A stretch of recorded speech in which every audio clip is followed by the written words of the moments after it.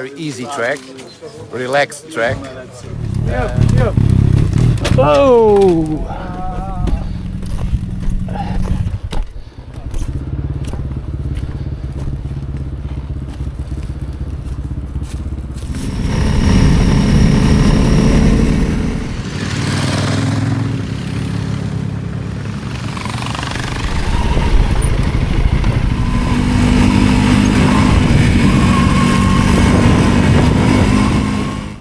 High in the mountains of northern Portugal, 37 riders gathered for the Moto Clube de Porto's Winter Trails ride, in collaboration with Riding Roads. On the 1st of March, after weeks of rain, riders assembled for a day exploring the trails of the Marão and Alvão ranges.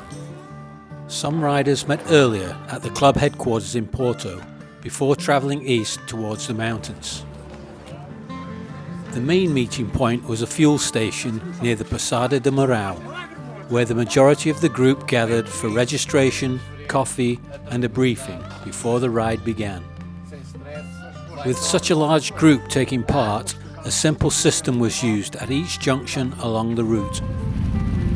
Riders near the front of the group would stop and mark the direction of travel, ensuring that everyone behind could follow the correct trail, before rejoining the pack at the rear.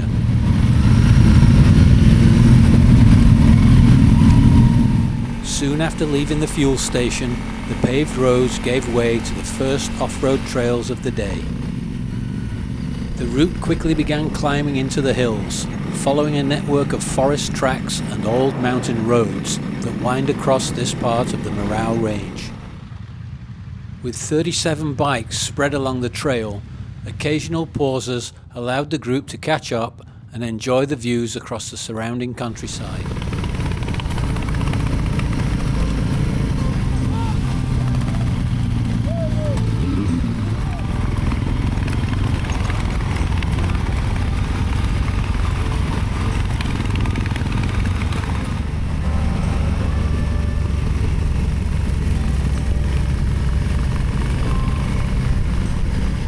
At one point, the trail was briefly shared with a small herd of cows, making their way along the same gravel road.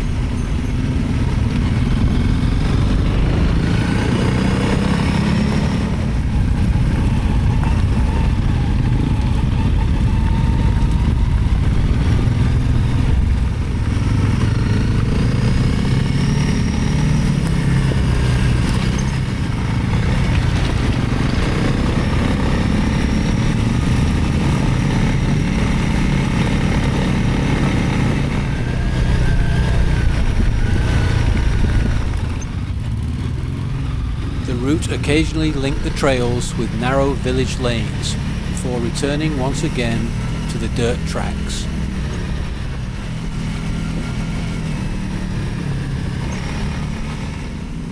In several areas, the landscape still shows the scars of the wildfires that swept through this region in 2025. Blackened trees lined parts of the trail, a reminder of how extensive those fires were.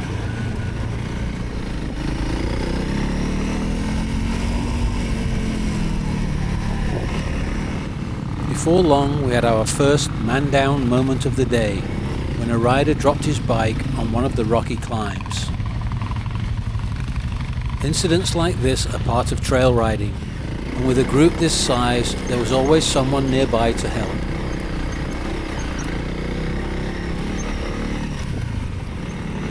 Riding along one of the wider gravel roads, we could see the distinctive outline of Montferrinha, crowned by the sanctuary of Nossa Senhora de Graça.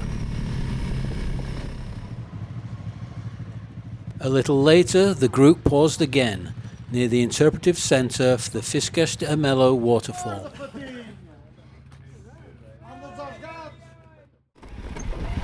As the day unfolded, the trails proved to be a little more challenging than first promised. Loose rocks and uneven ground meant choosing careful lines through some of the climbs.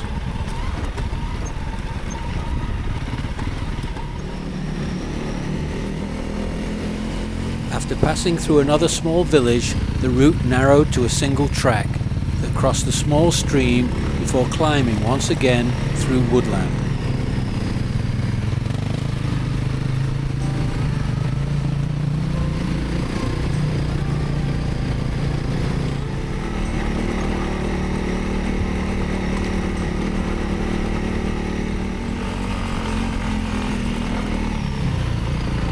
The winding climb eventually brought us to a higher plateau with wide views across the surrounding mountains.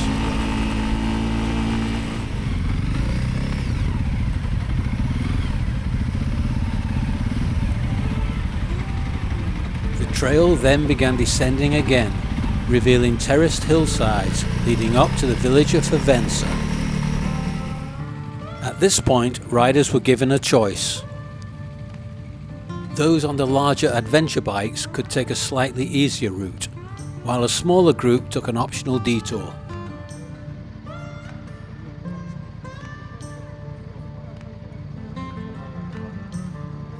For those of us taking that detour, the trail ahead would prove to be a little more technical. What began as a dirt track soon turned into another rocky climb. Partway up the hill, a fallen tree blocked part of the trail, forcing riders to pick their way carefully around the obstacle. As riders worked their way past the tree, one rider lost balance and dropped her bike, quickly surrounded by helping hands.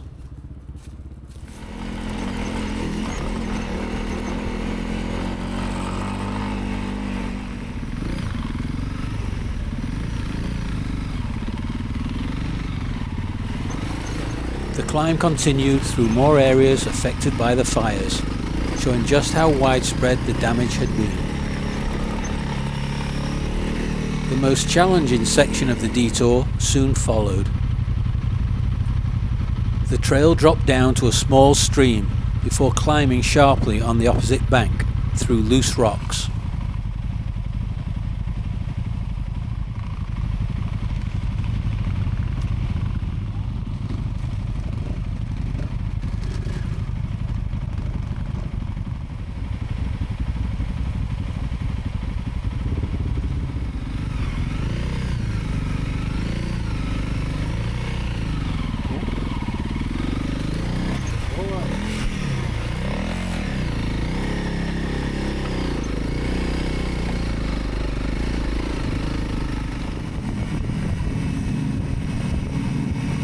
Eventually, we rejoined the rest of the group at A Cabana, a small restaurant near Lamastaolo that had miraculously survived the wildfires.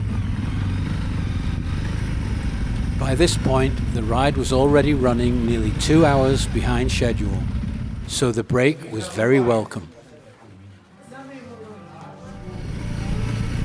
After the snack break, the ride continued along muddy and rocky trails, climbing back into the hills.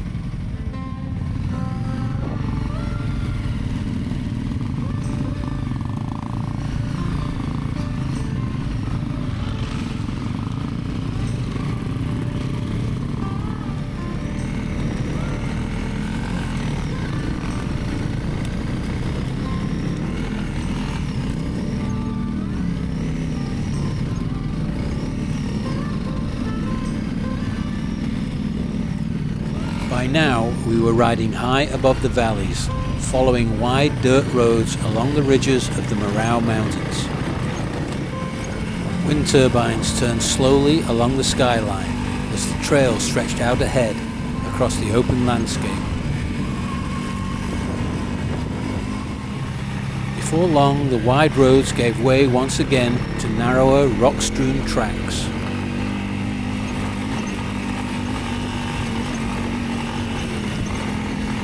One of the more serious incidents of the day happened here, when a rider on a large BMW lost traction in a muddy section and ended up in a trailside ditch.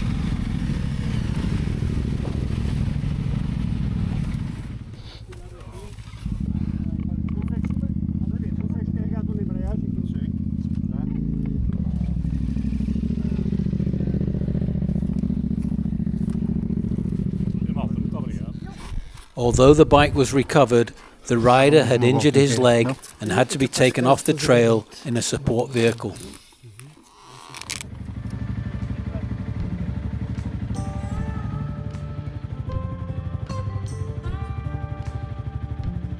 A little later, we walked back along the trail to help another rider who was stuck on a particularly rocky section.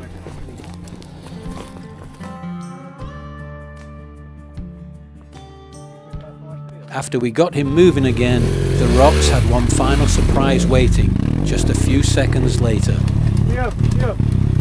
Oh!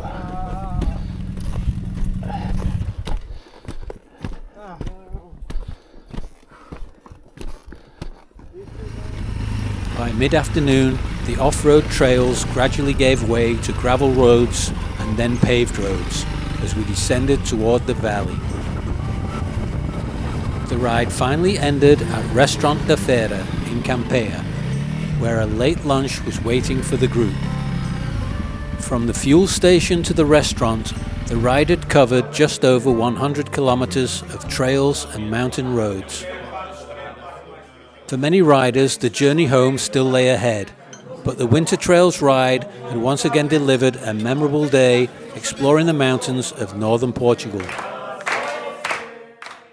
A day that may not have been quite as relaxed as first promised, but certainly one to remember.